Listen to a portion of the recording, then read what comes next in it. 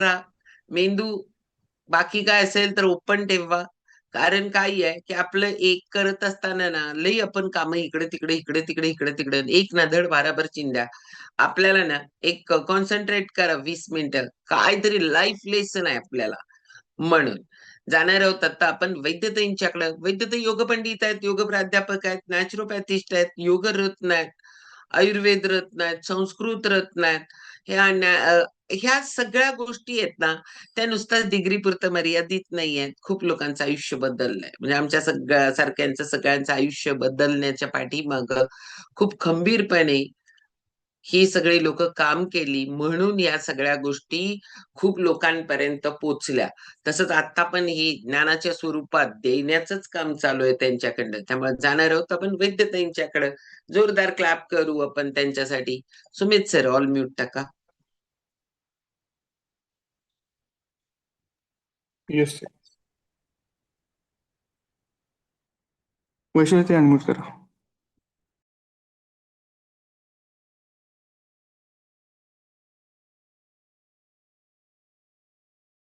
वैद्यताई unmute करा ना. हा केलं होतं पण ते झालंच नाही ते म्यूट परत टाकलं ना, ऑल म्यूट. हा. तर नमस्कार सगळ्यांना. अधिक महिना चालू आहे आणि आपण आता 2 स्मितांचे छान छान अनुभव ऐकले. त्यापूर्वी सुषमाताईंची कविता आणि त्यांचा अनुभव.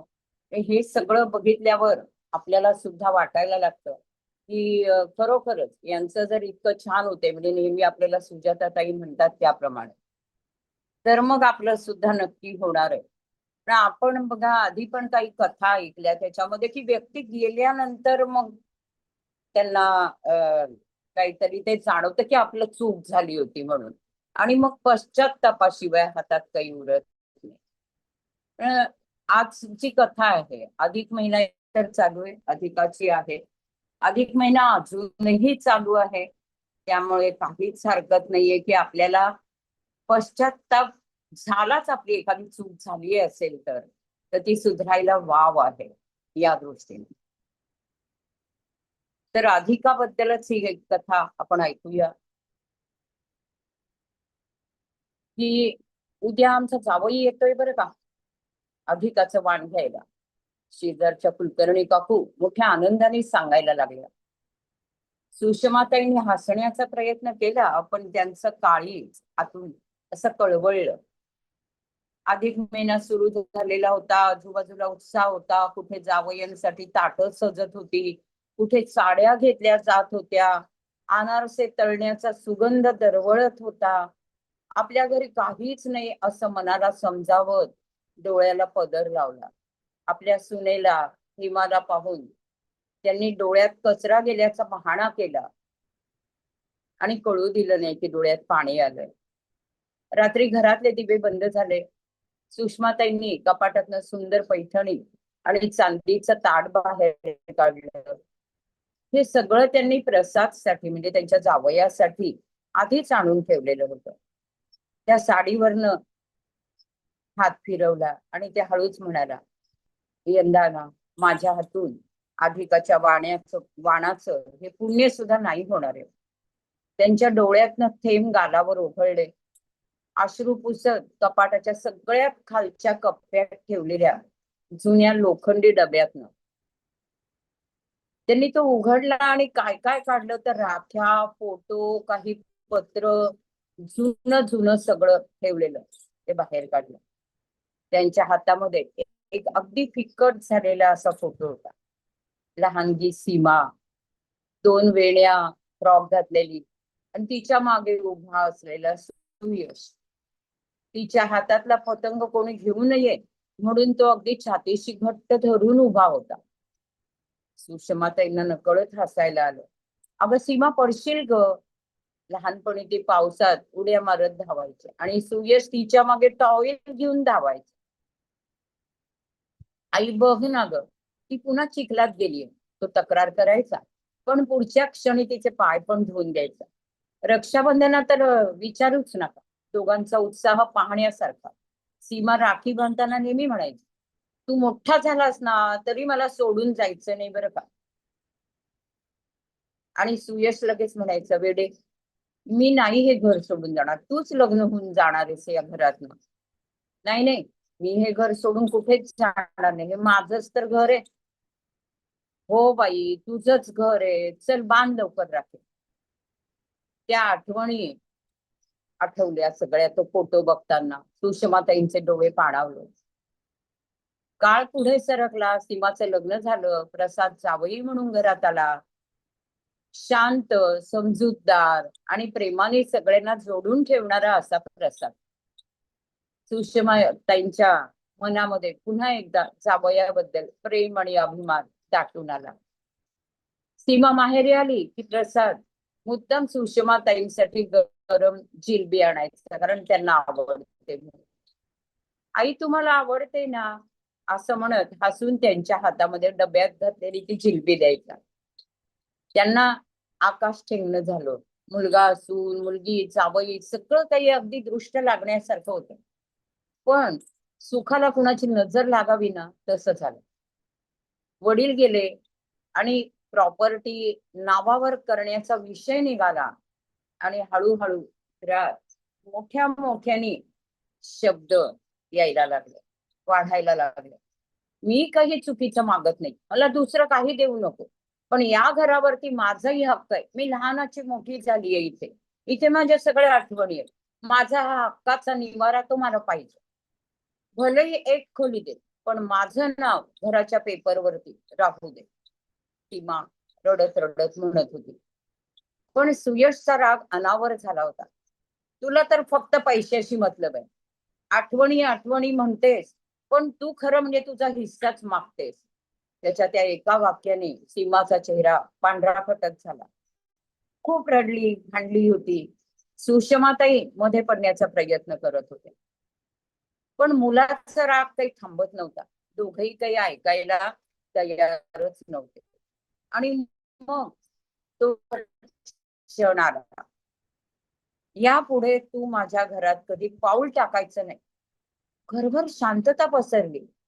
लहानपणी एवढं प्रेम करणारा सुयश आता माझ्या घरात पाऊल ठेवायचं नाही म्हणाला.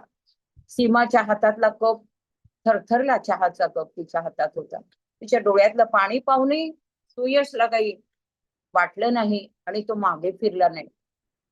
हे सगळं प्रसाद म्हणजे सीमा नवरा शांतपणे पाहत होता. अगं, आपल्याला काय कमी आहे सीमा? आपलं घर म्हणजे तुझंच घर नाही का? नाही प्रसाद, माझ्या बाबांनी कष्टाने बांधलेलं हे घर आहे. तो आशीर्वाद आहे ना माझ्यासाठी. मला शेती, दागिने, पैसा काहीच नको. मला फक्त या घराचा एक भाग हवाय. प्लीज प्रसाद, तू यात पडू नकोस. प्रसादचा नाईलाज झाला. त्याला गप्प बसावं लागलं. त्या दिवशी सीमा माहेरच्या दारातनं बाहेर पडली, पण तिच्या पावलांपेक्षा सुषमाताईंचं मन म्हणजे ते बाहेर पडून ती तुटली खरं तर या घराशी. पण आईच त्यांनी सीमासाठी जो ठेवलेला आवडीचा, तिच्या आवडीचा शेवयांचा डबा, तो तसाच उघडाच राहिला. सीमाला माहेरी येऊन 1 वर्ष होऊन गेलं होतं. ती आली नव्हती. घरात वाद नको म्हणून सुषमाताई गप्प बसायची. आठवण आली की आपल्या आपल्या खोलीत बसून एकट्याच रडत बसायची. या वर्षी अधिक महिना आहे. आईंना ताई आणि भाऊजींची आठवण येते. हे हेमानी म्हणजे त्यांच्या सुनेनी ओळखलं होतं. आपल्याला काय करता येईल ह्याचा विचार त्यांची सून हेमा करत होती. तिने दुसऱ्याच दिवशी प्रसादची भेट घेतली आणि त्याला सगळी परिस्थिती सांगितली. आईंची मनस्थिती सांगितली. आईला वाण न देण्यानं दुःख तर देण्याचं, ते दुःख तर आहेच आहे रे, पण त्यापेक्षाही त्यांना तुटलेल्या नात्याचं दुःख जास्त आहे. प्रसाद शांतपणे सगळं ऐकत होता. तो म्हणाला, ठीक आहे, मी करतो काहीतरी. हा अधिक महिना कधी संपतो सांग?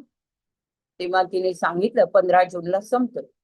आणि त्याने मोबाईल काढला, काहीतरी चेक केलं. 8 दिवसानंतर सुषमाताईंच्या मोबाईलवर एक मेसेज आला. मला तुमच्याशी थोडस महत्वाचं बोलायचंय. मी तुम्हाला लोकेशन पाठवतोय. संध्याकाळी 5 वाजता नक्की भेटा. तुम्ही मला भेटायला येताय, प्लीज घरात कुणाला सांगू नका. तुमचाच प्रसाद. सुषमाताईंना काही कल्पना येत नव्हती की 1 वर्षानंतर तोही असा जावयाचा मेसेज. त्यांच्या मनात पाल चुकचुकली. काही वाईट बातमी तर नसेल, माझी सीमा बरी तर असेल ना, की कुणाला काही झालंय. तेवढ्यात भजनाला जाते म्हणून सुषमाताई खरंच बाहेर पडल्या त्यांनी म्हटल्याप्रमाणे. आणि कुणालाही न सांगता प्रसादने पाठवलेल्या लोकेशनवर जाऊन पोहोचल्या. एक छोटासा बंगला होता, दारात सुंदर रांगोळी काढलेली होती. आई या ना. प्रसाद सासूबाईंच्या पाया पडत बोलला. बरेच ना सगळे, चला आतमध्ये, सांगतो मी. प्रसादने असाच मेसेज सीमालाही पाठवला, इतर जवळच्या नातेवाईकांनाही केलेला होता. आणि प्रत्येकाला तेच लिहिलं होतं ना, की कुणाला घरात सांगू नका आणि तुम्ही भेटायला या. त्यामुळे प्रत्येक जणाला वाटत होतं, उत्सुकता वाटली म्हणून प्रत्येक जण त्या ठिकाणी आला. नक्की कशाला बोलवलं हे काही कळत नव्हतं, पण तरी सगळे जण, मनात शंका होती, उत्सुकताही होती, काय आहे त्या ऐकण्याची, करण्याची. आणि म्हणून सगळे जण वेळेत पोहोचले होते. हॉलमध्ये छान सजावट होती. एका कोपऱ्यात एक जुन्या फोटोंचा बोर्ड लावलेला होता. सीमा आणि सुयशच्या लहानपणी सगळे फोटो लावलेले होते. किती प्रसंगांचे फोटो पाहिल्याबरोबर सुयशच्या चेहऱ्यावरचे भाव बदलायला लागले. सीमाचे पण डोळे भरून येत होते आपले ते सगळे फोटो पाहून. प्रसादने सगळ्यांना बसायला सांगितलं आणि तो म्हणाला, आज आपण सगळे इथे जमलेलो आहोत. कृपया त्याचं कारण मला आता इथे काही विचारू नका. आपण ना पुढचे 4 तास अगदी सगळं विसरणार आहोत आणि आनंदात आजचा दिवस घालवणार आहोत. आपल्याला ना आता काही गेम्स खेळायचे. गेम चालू झाले, वातावरण हलकं फुलकं झालं. एका गेम मध्ये होतं, प्रत्येकाला समोरच्या व्यक्तीबद्दल फोटो पाहून एक आठवण सांगायची होती. सीमाचा नंबर आला. सीमाने फोटो पाहिला आणि तिचे डोळे भरून आले. ती थरथरत्या आवाजात म्हणाली, लहानपणी मला ताप आला होता, आम्ही मामाकडे गेलो होतो. तर सुयश 2 रात्री झोपला नव्हता. आईपेक्षा सुद्धा जास्त काळजी सुयशने माझ्या भावाने घेतली होती. त्यावेळी मामाने हा फोटो काढला होता. सुयश खाली मान घालून ऐकत होता आणि मग त्याचाही नंबर आला. काही क्षण तो बोललाच नाही आणि अचानक त्याचा आवाज भरून आला. मी 12वीला होतो. एका विषयात नापास झालो होतो. आई बाबा खूप चिडले होते. मी घाबरलो होतो. पण सीमाने मला धीर दिला. स्वतः जमा केलेल्या पैशातून मला तिने एक क्लास लावून दिला आणि मी त्या विषयात 90% मार्क्स मिळवले. त्यानंतर हा फोटो काढलेला होता त्यावेळी. आता मीच त्या बहिणीला घरातून बाहेर जायला सांगितलं असं म्हणत तो ओक्साबोक्शी रडायला लागला. हॉलमध्ये शांतता पसरली. सीमाच्या डोळ्यामधून अश्रू व्हायला लागले. सुयश तिच्या समोर आला, म्हणाला, माफ कर मला. तो लहान मुलासारखा रडत होता. सीमाने अजिबात क्षणाचाही विलंब केला नाही. त्याला मिठीच मारली तिने. सुषमा त्यांना कळत नव्हतं, मी हे स्वप्न बघतीये का खरंच आहे दोघं यांनी मिठी मारली आहे. आणि हे असं सगळं सांगतायत, स्वतःला त्यांना वाईट वाटतंय तुटल्याचं. स्वतःला चिमटा काढला सुषमाताईंनी. दोघांच्या डोक्यावर हात ठेवला आणि त्या खाण्याचं ताट सुषमा त्यांच्या हातात दिलं. आई, हा तुमचा जावयास देव म्हणून तुमच्या समोर उभा आहे. आपण देवाची पूजा करतो ना आजच्या दिवशी. घ्या, हे वाण द्या त्या देवाला. आणि काय सासूबाई, सासूबाई शांत होत्या म्हणून ती म्हणाली, काय सासूबाई, अधिकाचं वाण देणार नाही का तुम्ही जावयाला? सुषमा त्यांना खूप भरून आलं होतं म्हणून त्या गप्प होत्या. पण त्यांनी ते ताट हातात घेतलं आणि अगदी कापऱ्या हातांनी त्यांनी प्रसादला ओवाळलं आणि भरल्या डोळ्यांनी म्हणाल्या, प्रसाद यावेळेचं खरं अधिकाचं मानणं मी नाही रे तुला देते, पण तू मला दिलंयस, तुटलेलं नातं परत जोडून दिलंयस, आईचं रिकामं झालेलं घर तू मला भरून दिलंय.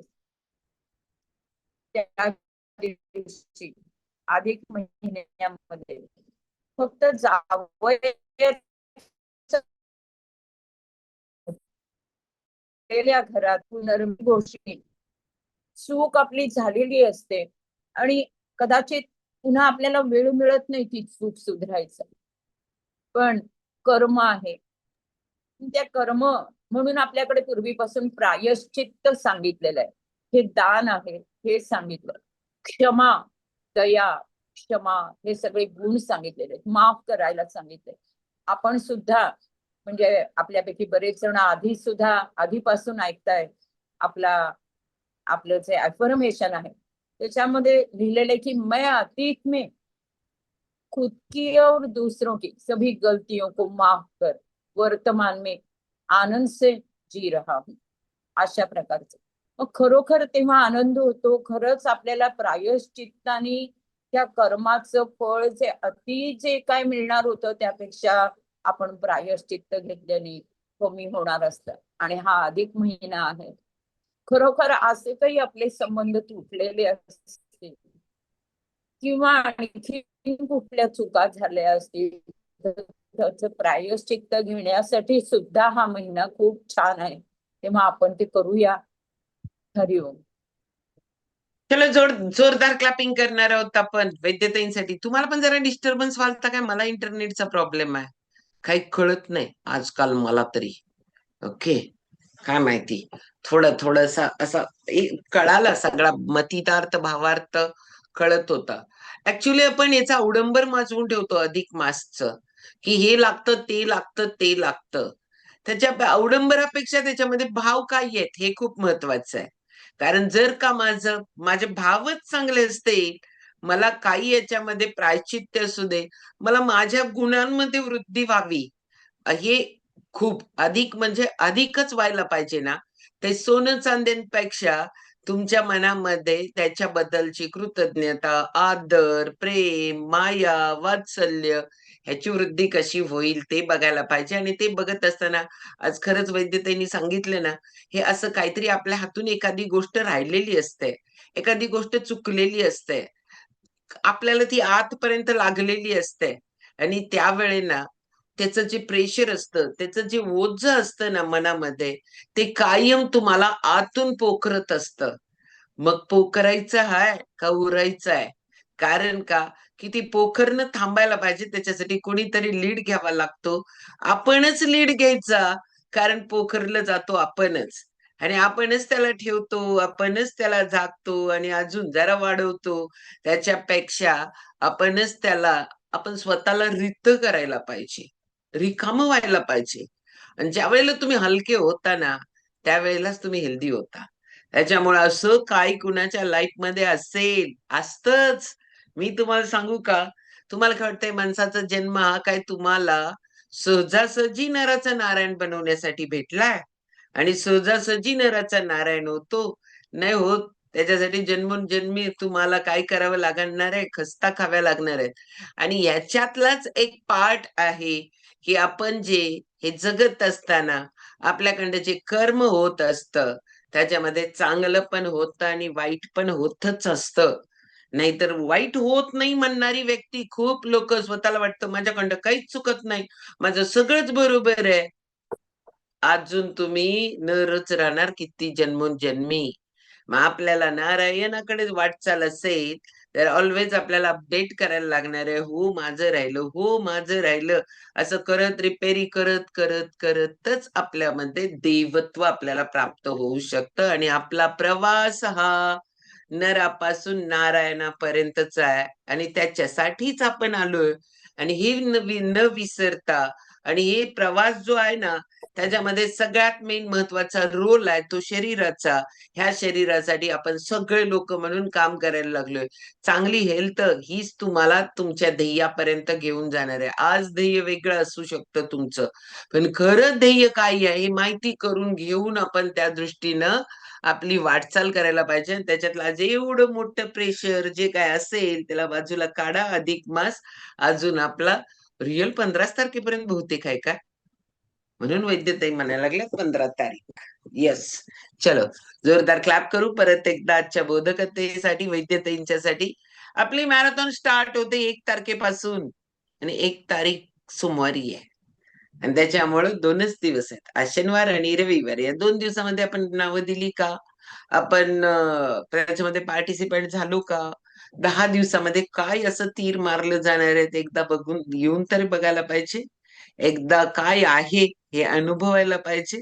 आणि त्याच्यासाठी तुमच्याकडे 2 दिवस आहेत, त्याच्यामध्ये तुम्ही पार्टिसिपंट होऊ शकता. छानपैकी 10 दिवसांमध्ये 2-3 kg वेट लॉस करू शकता. त्या वेट मध्ये जे कमी होणार आहे ते फॅट कमी होणार आहे, चरबी कमी होणार आहे, एनर्जी वाढणार आहे, फ्रेश छानपैकी तुम्ही असणार आहे. ह्या सगळ्या ह्याच्यासाठी आपण सगळेच जण त्याच्यामध्ये पार्टिसिपंट होऊ आणि मस्तपैकी आपण आपल्या आरोग्यावर काम करू. आज शनिवार आहे, उद्याला सुट्टी आहे, सगळं ऑल सेशनला सुट्टी आहे. पण सुट्टी कधी आहे? कधीच नसते. आपण ऑलवेज कामात पाहिजे. आणि कामात म्हणजे काय, की दुसऱ्यांसाठी आपल्याला स्वतःला थोडा तरी वेळ काढता यायला पाहिजे. एक 4 ते 5 लोकांना या 2 दिवसामध्ये कॉल करून सोमवारी रिमाइंड करून आपण 5 लोक, तुम्हाला छोटा टास्क लय छोटा वाटतोय, मला तर वाटायला लागलंय छोटं, म्हणजे तुम्हाला किरकोळ वाटतंय. आता आपण वाढवलं. चलो 5 लोकांना शनिवार रविवार 2 दिवसामध्ये आपण 5 लोकांना फोन करू, बोलू. या अधिक मासामधले हे तुमचं अधिक मासातलं काय आहे माहितीये का, हे वाण आहे. काय जावयाला चांदी आणि ते तुम्ही सगळं काय बरं, अनारस पीठ, पीठ नाही देत, अनारसे करून देतात. मला काय झालं, मी परवा गेले होते चिरमुरे आणि हे घ्यायला, आणि तिथे एक त्यानं अनारसचं पीठ मागितलं आणि तो त्याला काय विचारतो, हे गणपतीमध्ये पण मिळणार काय? ते म्हणतोय गणपतीमध्ये नाही मिळणार. मग त्याच्या बायकोने त्याला सांगितलं की अजून जरा पीठ घेऊन यायला. म्हणजे गणपतीची तयारी आताच करायला लागल्यात लोक अनारसच्या पीठची. आणि माझ्या हे लक्षात नाही आलं अधिक वाणसाठी तो मागायला लागला. हे आता वैद्यताई बोलल्या म्हणून माझ्या हे लक्षात आलं, अरे त्याच्यासाठी तो अनारसचं पीठ मागत होता. म्हणजे हे याच्या